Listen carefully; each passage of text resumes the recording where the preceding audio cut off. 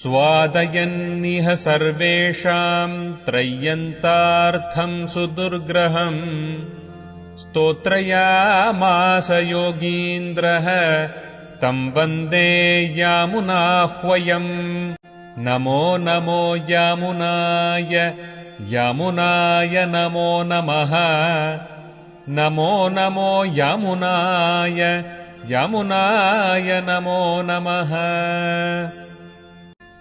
यत्पदाम्भोरुहध्यान विध्वस्ताशेषकल्मषः वस्तुतामुपयातोऽहम् यामुनेयम् नमामि तम् स्वधर्मज्ञानवैराग्य साध्यभक्त्येकगोचरः नारायणः परम् ब्रह्म गीताशास्त्रे समीरितः श्रीमान् वेङ्कटनाथार्यः कवितार्किककेसरी वेदान्ताचार्यवर्यो मे सन्निधत्ताम् सदा हृदि.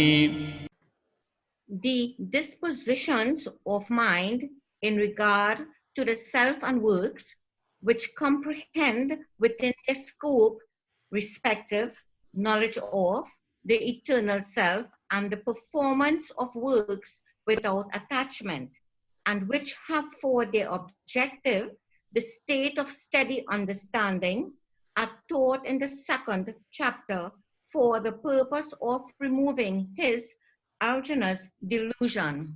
Nityatma Sangha. We just saw this word earlier. As you put it, with Swami Vedanta Deshika is little forward in giving the next link earlier. Nitya Atma Asanga. So Nitya Atma Asanga Karma Iha.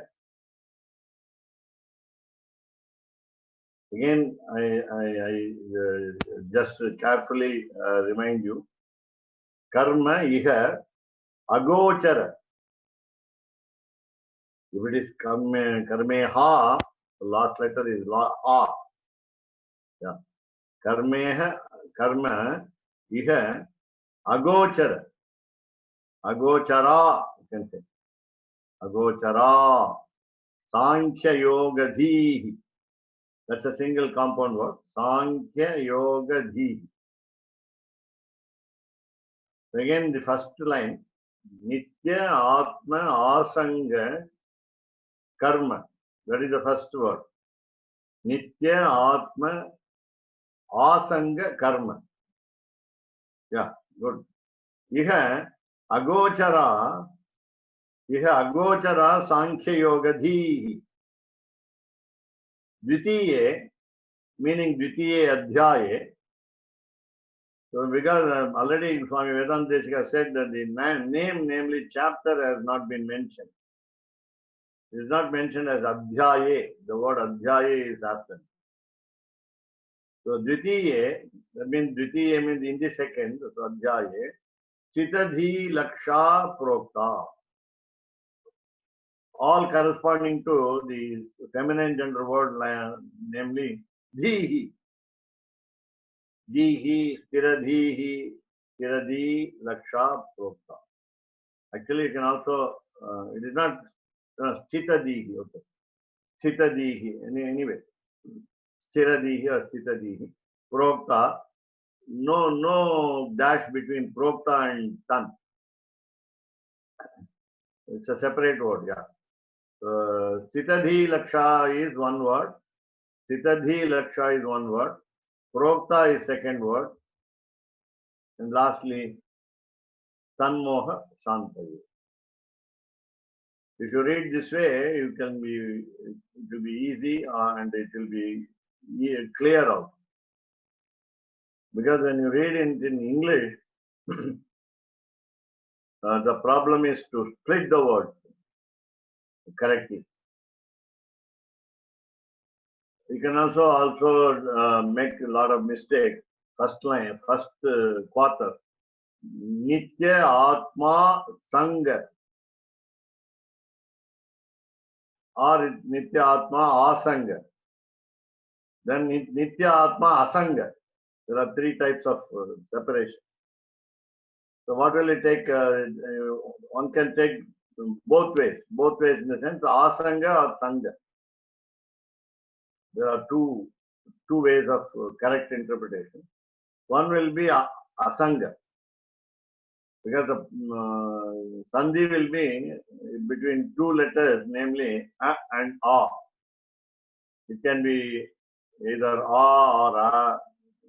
There are four combinations. The short vowel A can be at the beginning. The long vowel A will be in the next. Again, it can interchange the position. The same A will be there, A and A. Or you can say the two short vowels join. So what will be the right way of understanding will be? You cannot make it Atma. Atma you cannot say. Though here you can. So Atma, you can also say Atma. So I can give you at least three, I think three types of right understanding. So Nitya, Atma, Sanga, that is one type of okay, so you have shown the equation. Both the short vowels and the long vowel, both the first short vowel and the second long vowel in the alphabet, A and A, will have the result will be A only. This, all the four combinations will have only the final result as the long vowel, only one long vowel. Yeah, very good. So this is the four combinations that we can. So out of these, what are the combinations here? Now the problem is understanding how to. Now I think I have read the full verse. We have also read the meaning. It's very interesting to understand. The Yamunacharya is tactfully arranging the words because it is just in one single shloka with 32 syllables to be used. He should convey the meaning of the entire chapter, second chapter. Second chapter contains 72 shlokas. Am I right? So here now, what are the meanings of the first word? Nitya, ever, permanent. So what is permanent? Atma. Which Atma? The soul. The soul, what is that soul which is permanent? Both Jivatma and Paramatma. The individual soul and the supreme soul. Both are permanent. No death to both. Immortality is there for both. Jivatma doesn't die, doesn't cease to exist. Paramatma never ceases to exist. So Nitya Atma. Again, so the word Sangha. The Sangha is second chapter 72 verses. Very good, right. So the Sangha, the attachment. Sangha is attachment. Sangha, S-A-N-G-H-A, will be a gathering. That is also attachment. That also a connection between many people, among many people. Sangha. Again, Sangha is union, association. Sangha also association, Sangha also link. So you can take many meanings of the word, synonyms of the word. Now, what is he doing? What is Arjuna doing? Arjuna is confused and therefore doesn't want to go further with fighting. In the first chapter, he drops down the arrow and the bow. He is bound to fail in his duty. If he doesn't fight, he is Now, is going to the position that he will not perform karma yoga. Karma is the yoga of action. So what is the yoga? It will be in many ways dhyana of action, actual performance of action. Because before you do any action, we have some thoughts. Some actions do not need a lot of thought. Daily duties do not need some thoughts. Planning. So no planning is necessary for some actions. But some actions have a plan, need some planning. So previous, what we call blueprint we get. Blueprint. So here, what is the blueprint of Arjuna? Arjuna has wants to stop fighting. So this karma, the karma yoga, the dhyana of karma, thinking of karma and doing the karma, with attachment or without attachment, that is the problem. So Nitya Atma Sangha is with attachment. We said the permanence of the soul. Soul is permanent. Which soul is permanent? Both individual and the supreme. And which is to be attached? The individual soul or the supreme soul? No, the supreme soul should be attached with the karma, not the individual soul. Our individual soul is not a matter to be concerned with in performing action.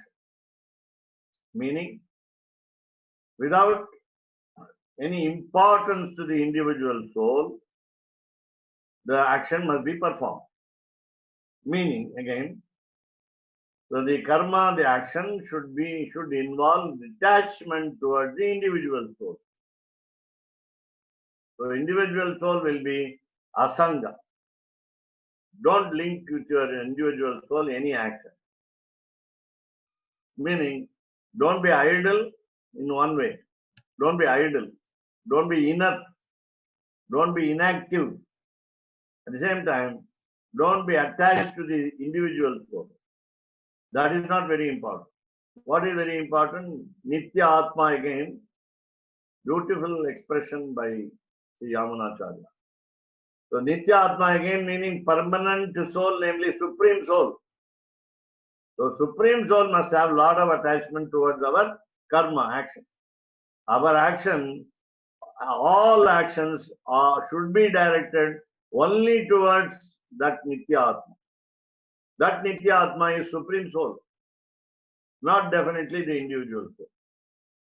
Now where should it go? Where should the actions direct themselves to supreme soul? Here, in this world, in this very world, physical world, mortal world. That is very important. So, as an individual soul, if you are in Vaikuntha, the headquarters of Lord Sriman Narayana, there is no need for karma there. There is no need for your action. But still you will be active. You will not be inactive there also. You will always be active. You will always engage yourself in service to the Lord, in different kinds of service to the Lord. There is no doubt about it. But here, what will you do? Here we may tend to be idle. It's very difficult to be idle. Tamil we have Shumma, the word Shumma. It's a very beautiful word in Tamil. It is not possible to be Shumma. Shumma meaning just doing and nothing. I told you, we will never keep ourselves inactive, in spite of our desire to be inactive. Somehow our mind will be working, our body will be disobeying the mind and do some work. So karma, so again, because that means there are 2 or 3 meanings here. One is karma action attached to the Supreme Soul, karma action detached to the individual soul, And again, you take the word nitya, so it will be, the soul will be, sorry, the action will be ever attached to the permanent soul, namely Supreme Soul. And again, the action will be never attached to the individual soul. You can interpret it in different ways. The problem with now Arjuna is, he has an intellect. That intellect is confused intellect. We have the word delusion. Delusion. Mohaha. Mohaha is delusion. The final quarter of this particular sixth verse gives us the word tan moha shanti. We will go to that later. So moha is delusion. He is confused over whether to fight or not to fight, whether to stop fighting or continue fighting according to the advice of Lord Krishna and his own elder brothers and younger brothers. So here, so what will happen? His intellect, look at the word dihi in the first half, last word in the first half, dihi. Dihi means intellect. Now, what is the meaning of this word in larger sense? That is Jnana Yoga. Please remember the single letter dihi, which we saw earlier, karma, dhir, bhakti, yoga keva, or something like that. The third quarter of the verse of Gita Sangraha, we had karma, dhir, bhaktyadihi. We had third quarter of the verse, karma, dhir, bhaktyadihi. We meant there, the single letter dihi doesn't mean simply intellect, it means jnana yoga, the meditation over knowledge, the meditation over supreme knowledge. That is more important. Yes, karma dhir, bhaktir, ityadihi. Ityadihi, I think I must remind you that ityadihi only refers to prapatti yoga. Why ityadihi? Etc. Why etc? Because not only karma yoga, not only jnana yoga, not only bhakti yoga, but one more yoga, namely prapatti yoga in Sri Vaishnava Sampradaya is very important. Very important. Ityadihi. Iti adihi, not dh. Di. Yeah, dih. Etc. Yes. Etc. refers to prapatti yoga. According to us, Karanagati Yoga. Why we, otherwise it is enough that we say karma dhir bhakti yogaihi. Bhakti yogaihi. Only three yogas will be there. Therefore, beautifully, instead of jnana, two-lettered word, two-syllabled word, only one word, one-lettered word is used, one syllable is used. Dihi. The problem with the shloka and composition of a shloka is you have to give the essence of any subject within 32 syllables. There are two methods, methods of approach. One is easy. Shloka is easy to compose than any other meter which has more number of syllables, from 9 to 27. From 9 to 27 is very difficult. Less than 8, that is from 1 to 7. 1 to 7, again it is very difficult. 1 to 7 is also very difficult. Here it is 8. There are 2 power 8 varieties, 256 varieties of shloka. You can't call every one of the 256 as shloka. It's called generally Anushtup Chandas. So within the Anushtup Chandas, you have to choose a word, if possible, one-lettered word, one-syllabled word. That is the beauty of Jnana Yoga here. So Jnana Yoga is given as Dihi. Now coming to the sixth verse here, now the intellect, now it is understood as intellect, or you can say Jnana Yoga of Arjuna. Now this Jnana Yoga has become Sankhya Yoga for him. Again, we will take in detail Sankhya Yoga by next week. We will take up only the commentary of the Swami Vedanta Deshika with regard to this sixth verse. So his yoga, namely Arjuna's yoga now, Arjuna's intellect is now operating in Sankhya Yoga. And therefore, what will happen? Karma is agochara will be. It will not be accessible. Agochara will be inaccessible. So his Sankhya, Arjuna's Sankhya Yoga Dihi, Arjuna's intellect by understanding what is Sankhya. Of course, Sankhya, the number, in Hindi and Sanskrit, Sankhya means number. The number theory, number philosophy, numerical philosophy. That we will put it again. As Keshavdas Swami knows that Tarka Sangraha, the logic book, as well as Yatindra Mata Deepika, will give us in detail what is Sankhya Yoga. Again, Sankhya Yoga in 72 Karikas, what we call, now it is Karika is called aphorism, we can say aphorism. So the Karika will be the content of Sankhya philosophy by Kapilacharya, Kapila Avatara of Sriman Narayana.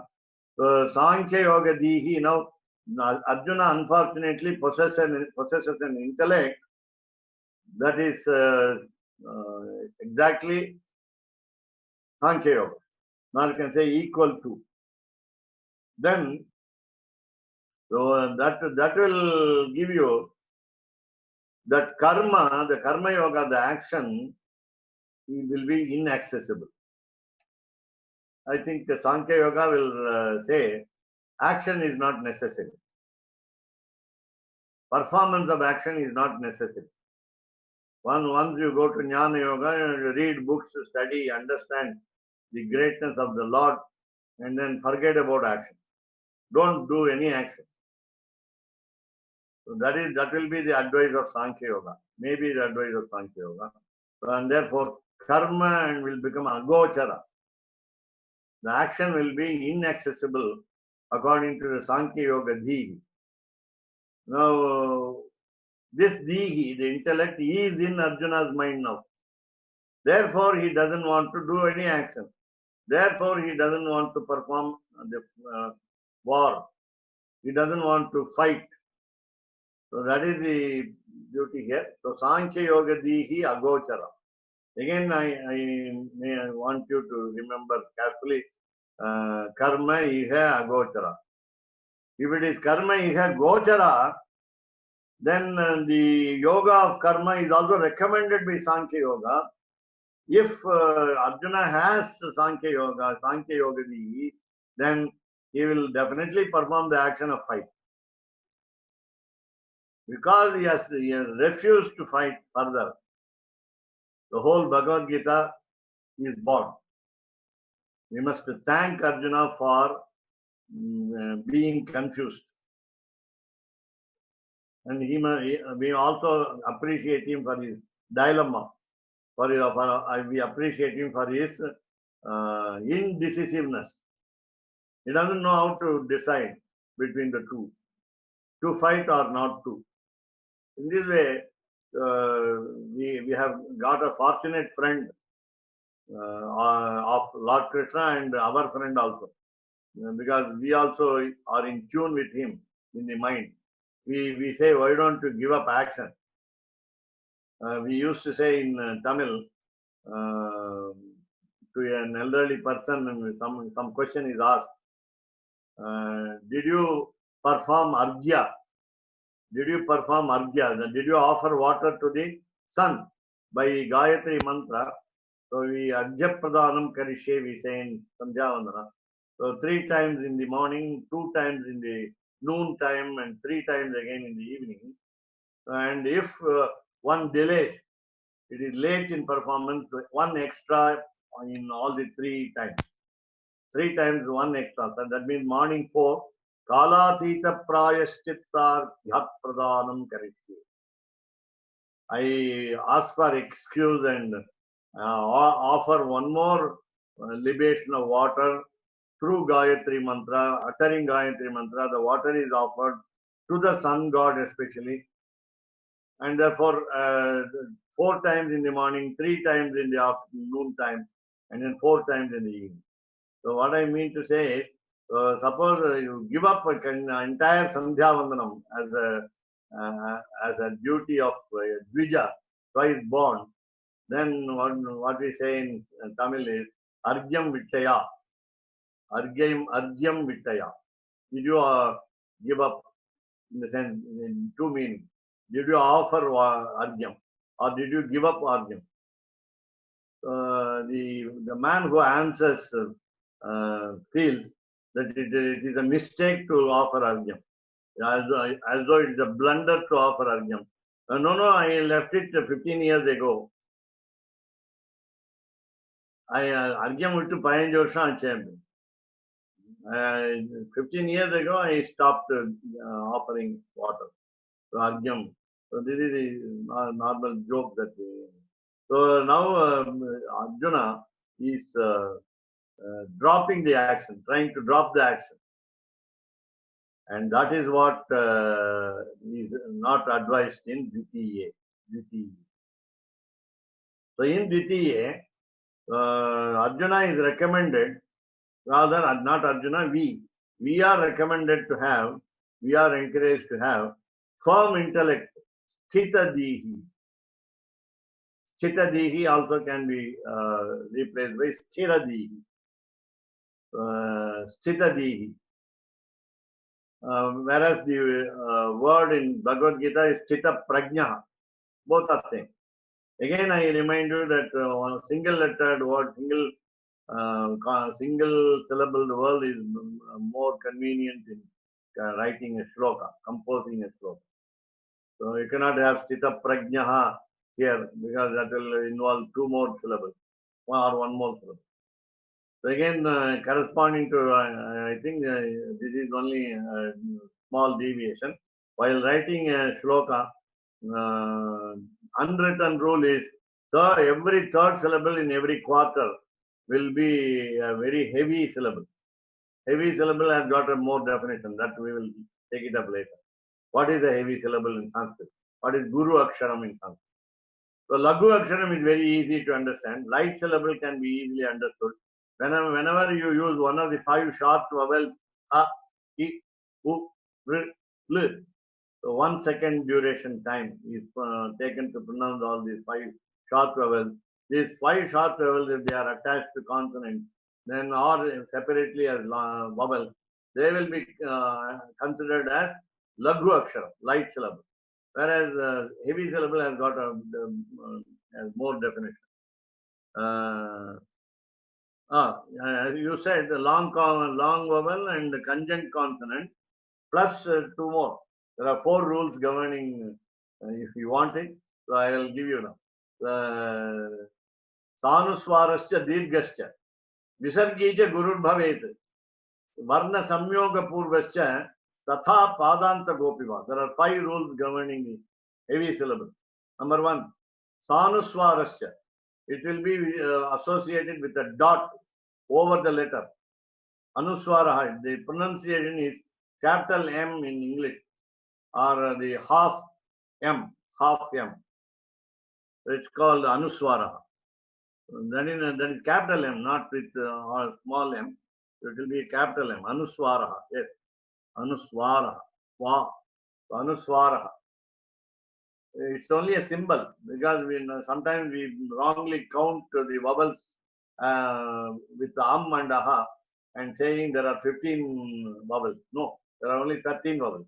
A, I, U, R, L, A, I, O, Au. No am, aha. Am is only a symbol. Aha is also a symbol. The visarga, it's called visarga. So the first rule is sanuswarascha. If the letter is associated, if the vowel is associated, or even the consonant is associated with anuswara, that will be kam. Yeah, kam will be a heavy syllable. The second rule will be visargi cha, anuswara cha, dirghascha, dirgha. There are 8 long vowels: a, e, u, r, e, I, o, au. Each long vowel has got 2 seconds of duration for pronunciation. So these 8 long vowels, when they are used in a verse, they will be called heavy syllables. No deviation. All the 8 long vowels will be called heavy syllables. Guru Aksharani. Guru. Then the next rule will be Visargicha. If the Visarga is attached to any letter, either vowel or consonant, that will be heavy. That will be Guru syllable. That will be Guru Aksharam. Sanuswarascha Dirghascha Visargi cha Guru Bhavet. Then what Keshavdas Swami rightly put it as conjunct consonant. That will be very should be very carefully followed, observed. Only when you write it you will understand, not by reading. Only by writing you can understand. So by writing you understand that there are 2 consonants, a vowel in between. That will make or 2 consonants together which is followed by a vowel. That will make a conjunct consonant. Not simply 1 vowel and 1 consonant. It will be 2 consonants and with a vowel. 2 consonants consecutively and with a vowel. If I give you the theory, you cannot understand. You must practically jump into the water to learn swimming. Therefore, here, 4th rule will be Varna Samyoga Purvascha. Varna is here consonant.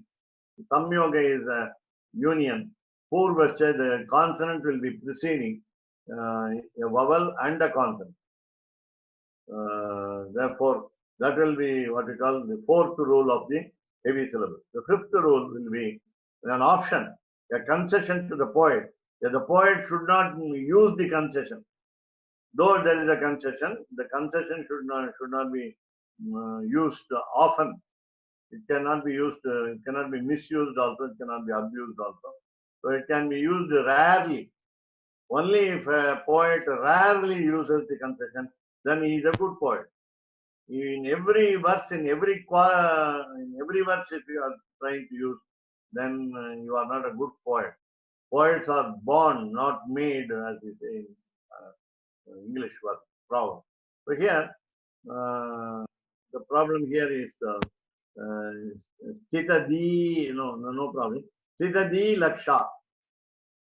The beautiful abbreviation of the word Lakshanam, definition, has become Laksha in Strilinga, in feminine gender. The neuter gender word Lakshanam, definition, Tamil Ilakkanam, Varayarai, the definition has become Laksha. Laksha also can mean aim, Lakshyam. That's also there. So Stitadhi Laksha can be taken as 2 ways. It is aimed to have firm intellect. Stitadhi. I think we must refer to the original of Gita Sangraha again to confirm whether it is Stitadhi or Stiradihi. Because though both may mean same, they are both synonymous, but Stita means standing, of course, standing intellect. That means it stands in good state, it withstands all oppositions. That is also there. So the buddhi, the is buddhi, the intellect, the working of the mind, it should be firm, Stitadhi. It should be unwavering, without loitering. Stitadhi. Then Laksha is definition. Aiming at Stitadhi. So the 2nd chapter of the Bhagavad Gita, as per the advice of Lord Krishna, to Arjuna and to us, gives us the definition or aim to achieve Stitadhi. permanent intellect,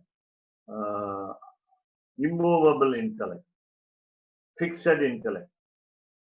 Fixed intellect now for Arjuna to fight, because it is Kshatriya's duty, the royal person's duty is to fight. Then Prokta.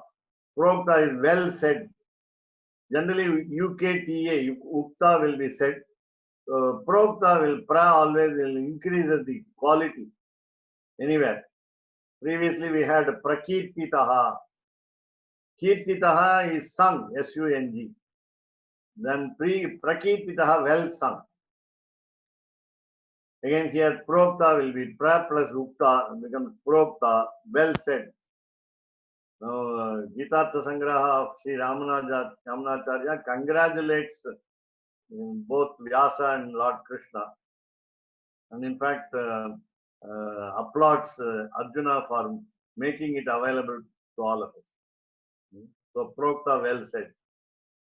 So what is the purpose of this Sthitadi Laksha? What is that? Why should you have the definition? Why should we know the definition of Sthitadi? And why should we practice? Not simply knowing the Laksha, the definition. The aim is to practice Sthitadi. And what is that? Tan Moha Shanti. So in order to remove or appease the confusion, bring down the delusion. So again, Tan Moha will become Tat Moha. Tat Moha. So because of Yam, the T has become N. So Tan Moha. The same group. Tata Dadana. And again, there are two meanings. Either it is Tasya Moha or Saha Moha. Saha Moha will become Tad Moha. That is that confusion, that delusion. Or again Tasya Moha, that is Arjuna's, his confusion. Tasya is his, so his confusion, his delusion. Now let us take as Man Moha Shanti. You can also say, in order to remove my confusion. Our confusion is not there as in the case of Arjuna, because we are not warriors also, we do not belong to royal family. But still, according to our own Varna Ashrama Dharma, Varna, the caste, Ashrama, the stage of life, we have some duties enjoined by the scriptures, and therefore that is what we call Man Moha Shanti. It is for removing the, ironing the, or hammering the confusion of people, general people. So that will be the meaning of this two lines. By literal, we have to understand deeply by the commentary of Sri Vedanta Deshika, and why Sri Yamunacharya says this way, and why he left. Already we saw why he left the name chapter. Again I told you, in order to be very brief, in order to just compose 8 syllables per quarter, the word Adhyaya having 3 letters, Ad-ya-ya. So all have been deleted. Otherwise there will be 3 syllables extra. Then one cannot call it shloka. So Dvitiya Adhyaya. Now, with the simple meaning of this verse, verse number 6, let us, if necessary, discuss or go to comment.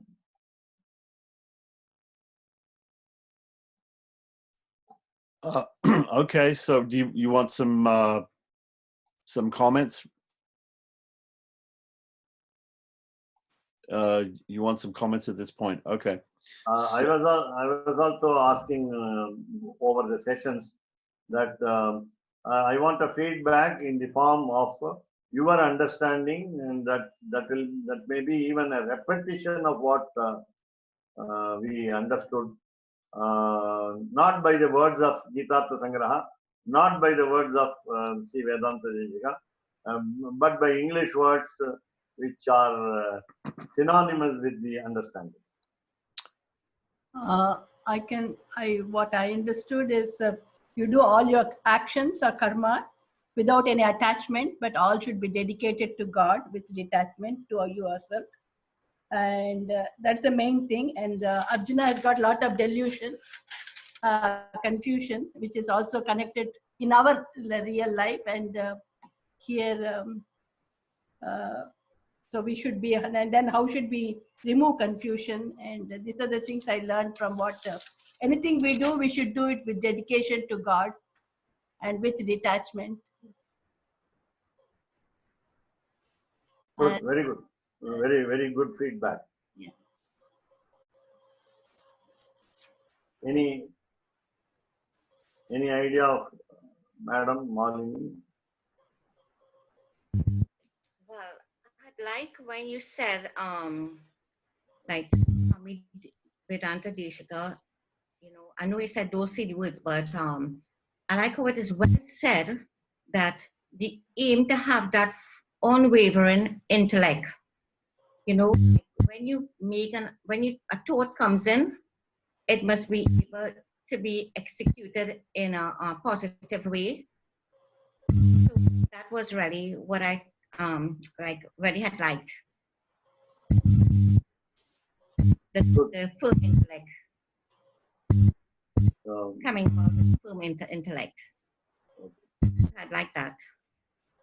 Also, I'd like the Our word problem is how to go about. Unlike Arjuna, we are not similar to Arjuna in many ways. We are not, but we have got a lot of other thoughts, problems in life to adjust with. Yes. How should we be detached and how should we be attached? So what we call today as priorities. What is priority? What is our priority? Of course, there are so many buts and ifs. Yes. Very nice. So over to Keshava Swami for comment. Yeah, so Swami, I was very impressed by the discussion about Nityatma Sangha. So my understanding of your explanation of Nityatma Sangha is that, first of all, taking Nityatma, we can explain Nityatma in two ways. It can mean the individual soul, and it can also mean the Supreme Soul, because both are Nitya, both are eternal. Secondly, we have Sangha or Asanga. So Sangha or Asanga, Sangha meaning attachment, and Asanga meaning detachment. Also, perhaps it could mean both. It could mean attachment and detachment. So what is the attachment and detachment for the individual soul and also the Supreme Soul? So then we come to the next word, the next compound, I guess, karmeha gochara. Karma iha, meaning the works that have to be done here. So as you said, Arjuna's work is that his duty that he has to do is the fighting of the battle. But in our case, we have our duties according to the Varnashrama system that we have to perform. Or even if we don't know anything about the Varnashram system, we have ordinary works that we have to perform every day.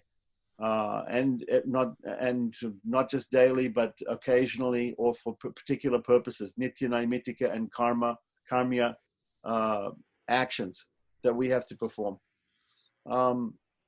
Of course, we don't have to perform the kamya actions, the actions that we have for a particular purpose, but still we do perform those actions. So gochara means what? Leaving, giving up, right? Accessibility to those. So whether they should be given what is the whole thing needs to be explained what are the duties for the individual Atma, and what is the duties for the Paramatma, for the Supreme Soul.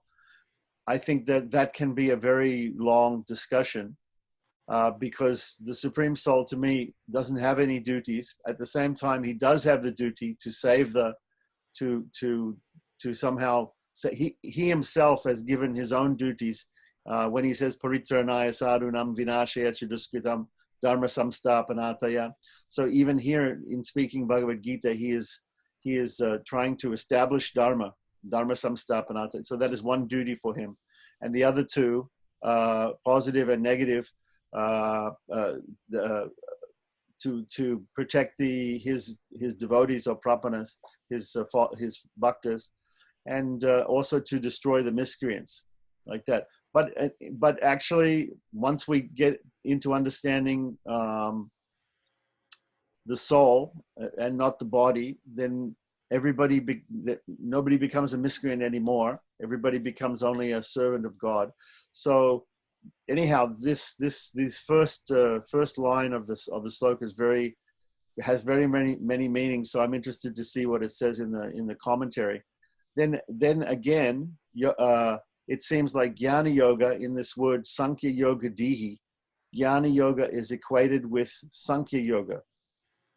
So somehow or other, Jnana Yoga is Sankhya Yoga. Jnana, of course, Sankhya involves a lot of different categories and a lot of different understandings. So that Jnana Yoga again here comes after Karma Yoga. So that is what has to be taken up in order to understand Karma Yoga. So then he says, as you said, Dvitiya, because he doesn't have room to put the word Adhyaya, he simply says Dvitiya Saptami Vibhakti, right? In the second chapter. I looked also for stira or stita in the mula, in the original Sanskrit. I looked to see whether it was stira or stita d. Both all the copies that I have say stita. So maybe there's a copy with stira, I don't know. But anyhow, it means the similar thing. Stita d, as you say, it can also mean strita pragya, but it would have too many syllables. Pragya means like D, it means the mentality, correct? So a fixed mentality. He has a fixed mentality. So the fixed mentality which is given in the second chapter is concerning the first line. All of these understandings. Laksha, of course, as you said, shortened because of the poetic nature from Lakshana, and a change of gender also, but shortened. And then Prokta, instead of we had other words, Uktam, Udishya. We had many other words for expounding. Prokta, I guess Praukta, yeah. He's using a different word here to give a variety. As a poet, he's giving a variety of words for expounding. Tan Moha Sandaya is interesting. Whether it is whether tan is tasya, or whether tan which means shasti ekvachanam, the illusion of Arjuna, or whether it is another form of the pronoun. I think you said, what was the other form that you said? Not just tasya. It can be tat confusion. Yeah, it's tat sabda, but it can be understood as tasya, or it can be understood as saha. I don't know. Anyway. Yeah. So okay. So but his confusion is also our confusion. So as you said, it can also mean mama moha. Our confusion, if we think of it like that. just like, anyway, and then moha, of course, confusion, shantaye. Moha shantaye is pretty straightforward, I guess, to make everything, to clear the delusion, and make everything understandable. So yeah, Very nice. I could pick up 3 points from your feedback. I'm very happy to say. Number one, first word, Nitya Atma Sangha Karma. Our actions as individual souls are dependent upon the Nitya Atma, namely the Supreme Soul. We are always dependent. We are slaves. We are servants. He is the master. And therefore, we can also mean it as karma iha here in this world, in this mortal world, in this temporary world, we can say. Because world is real, but temporary for some time. And therefore, in this world, when we do many actions, who is responsible? Lord is responsible for our actions. Lord is the doer. And therefore, He has got lot of attachment towards us or towards our actions. That is one point that I picked up from you. When you said all these things, I could understand one more point. Namely, so Nityatmanaha, put it in Sanskrit as Nityatmanaha Sangha Karma. The human actions with which Lord has attachment. Lord is interested in knowing what you are doing. Is it good Lord and is interested in improving your performance. is it Lord has so much affection, attachment towards you, towards the human being, that He wants to involve yourself, involve all of us in the actions related to Himself. He wants, that's why we already said that he needs appreciation. He expects applaud.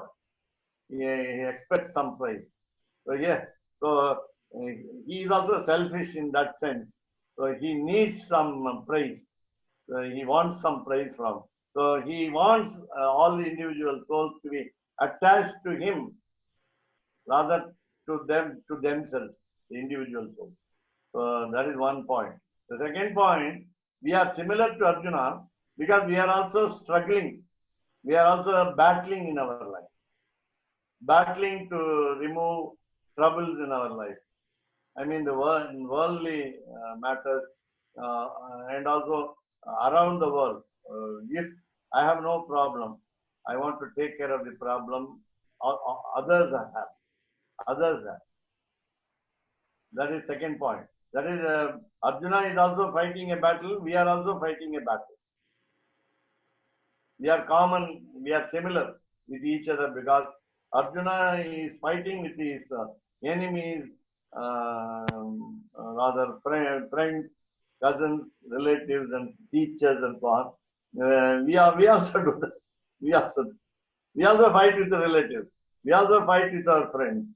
We also fight with our own people. We have got enemies. We have got a lot of enemies. Kama, Krodha, Lobha, Moha, Mada, Matsarya are 6 enemies. Already there are 11 more enemies, starting with the mind.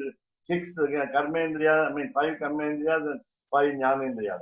So again, there are so many enemies. We are fighting daily with them. The instincts that we have, instincts.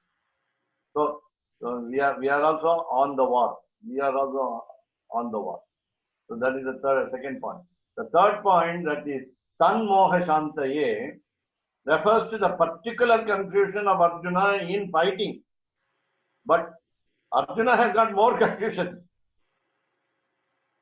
Arjuna possesses more confusions, not only in fighting, but also in dealing with his brothers, dealing with his wife, in dealing with the family, dealing with the cousins, in ordinary life. Not only in the battlefield, not only he has got so many other confusions also, delusions also. He is confused in so many concepts.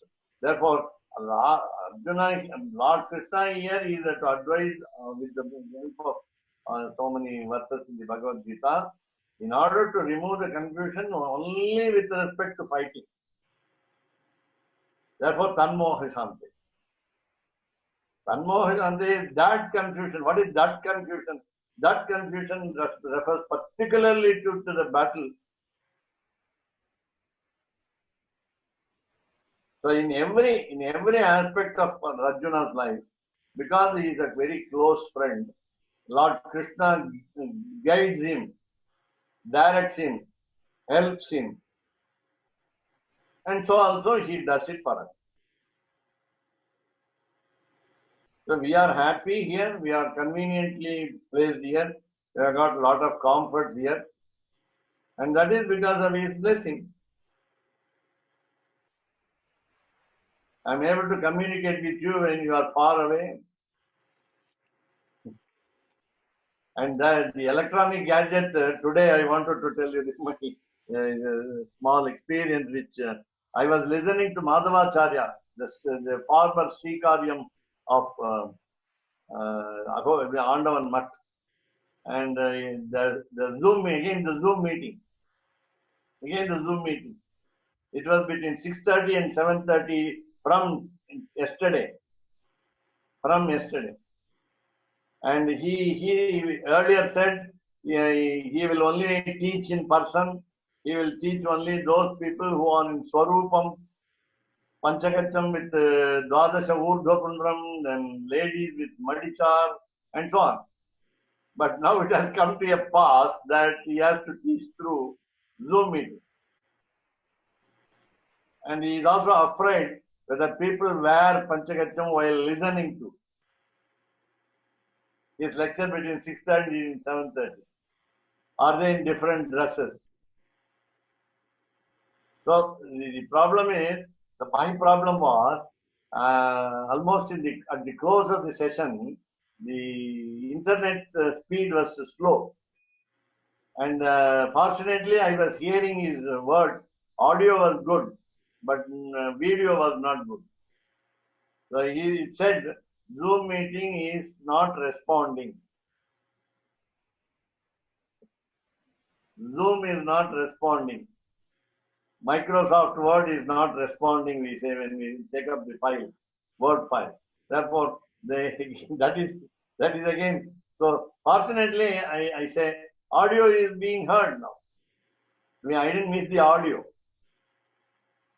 That is the fortune that we have. That is the blessing of God in between the troubles. The electronic gadget has got a trouble. So I was afraid, I was about to inform you whether we will confront this trouble again here. Because that is.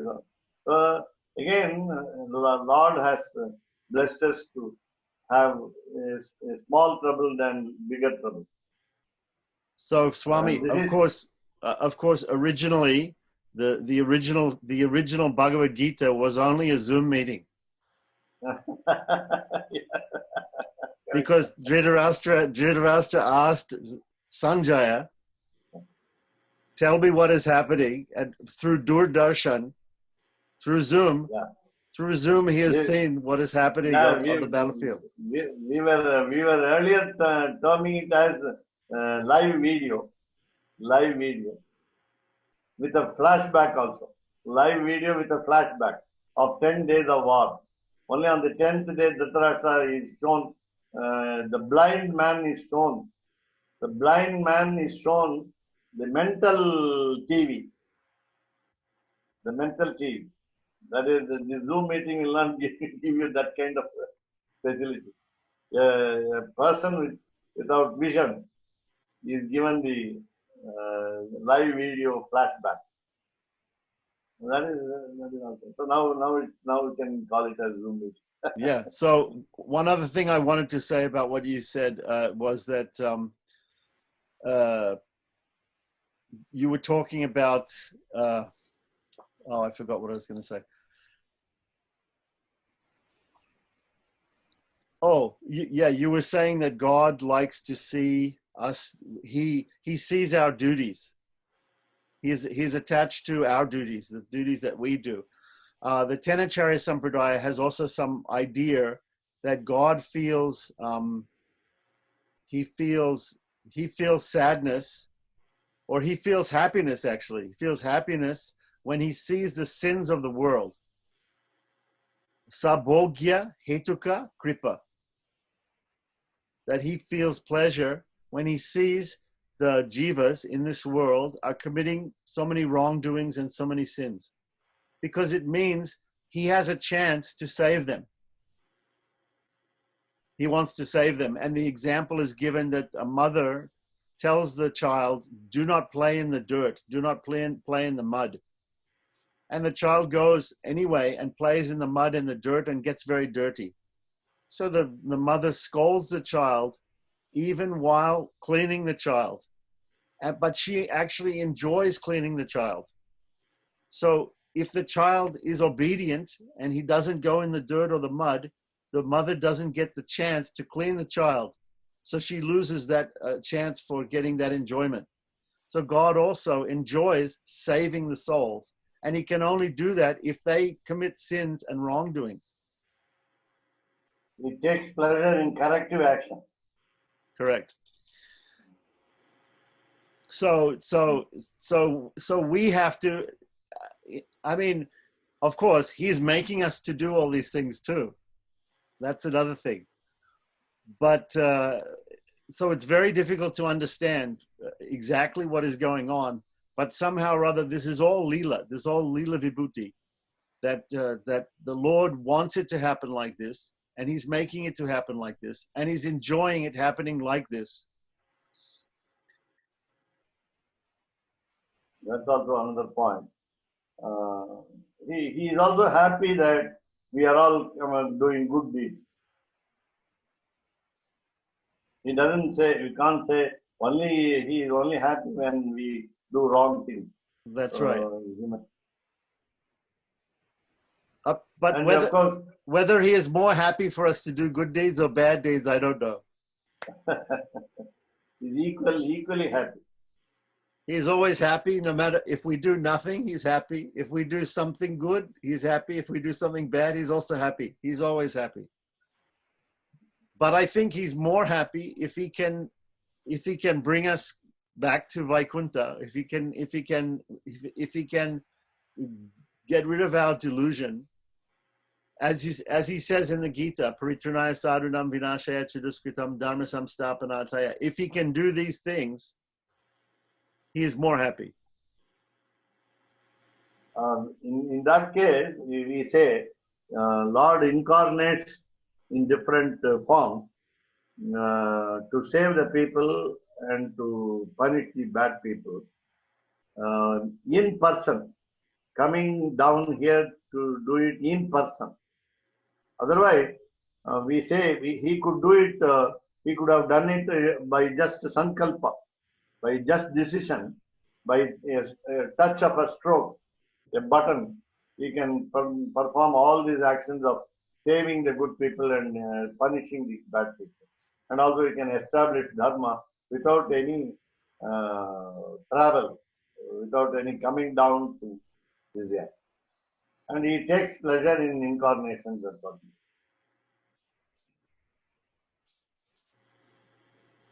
I think maybe today I'll give you more time to think for 2 days, and then I will definitely send the mail in English for the ideas which I have conveyed through my friend, especially to Govindacharya Swami, and then on also all others, so that some ideas of the preceptor, namely Sri Ramanujacharya, who followed Yamunacharya in all its purity, in all its complete sense, that we will take up the next, the commentary of number 6 verse next session. Right. So can you also send me that that sloka from Vyakaranam that explains about the 5 different reasons for a heavy syllable? Yeah, definitely. So we can go to the Tanian. No, I wanted to just tell you about the concession, which I did not mention. What is the concession? At the end of a verse, not a shloka, because shloka is perfect particular definition, whereas all other say for example from 9 to 27, we have a concession. The last syllable of the verse can be a light syllable. The poet can write it as a light syllable, and it can be considered to be a heavy syllable according to the exigency of the meter. According to the Lakshanam definition of the meter, you can consider it as heavy syllable. The poet need not give any a heavy syllable as in the last syllable, in the last letter. That is a concession. But that concession, unfortunately, is extended to all the quarters of this verse. For example, first quarter, second quarter, third quarter, fourth quarter. All the last syllables on each quarter are taken as concessions, and the light syllables are used by some poets. And that will be considered heavy syllable. Because the definition is also not clear. The definition is also vague. Definition also gives you with two meanings. Padanta Gopiva will be, naturally, your understanding will be, all the quarters can have at the end light syllables and they can be considered heavy syllables. That is not the right way of understanding, because my professor said it like that way. You cannot, in every verse, you cannot take the concession in all the quarters. So it should be taken only at the end of the verse. For example, just one example, Vedanta Deshika uses only two times in the 25 verses of Sri Stuti. Santa Madam can note very carefully. In Sri Stuti of Sri Vedanta Deshika, there are only two places where the last syllable of the verse has been taken as light syllable, has been used as light syllable, but considered as heavy syllable. Okay, you were discussing about the rule that at the end of a verse you can have a light syllable instead of a heavy syllable, and that some people say that it can be at the end of each quarter of the verse instead of just at the end of the verse. And my question would be, when you see great poets, the great poets in Sanskrit, are they taking advantage of putting a light syllable only at the end of a verse, or are they sometimes also taking advantage and putting at the end of... Great poets will not use it often, number one. Great people will use it only at the end of the verse. Right. And this rule is given by Patanjali or in his Mahabhashya? It is Pingala Maharishi's Chanda Shastra. Pingala Chanda Shastra. So there's a set of sutras by Acharya called Pingala on meter, on Sanskrit meter. So it comes in that. But it's not a sutra. It's a verse. So it must be coming in a commentary. Is it the commentary by Pingala or commentary by someone else? No, it is corroborated by Vrattaratnakara of Keshavdas. Kavitarkika Simhaya Kalyana Gunashaline Srimate Venkateshaya Vedanta Gurave Namaha.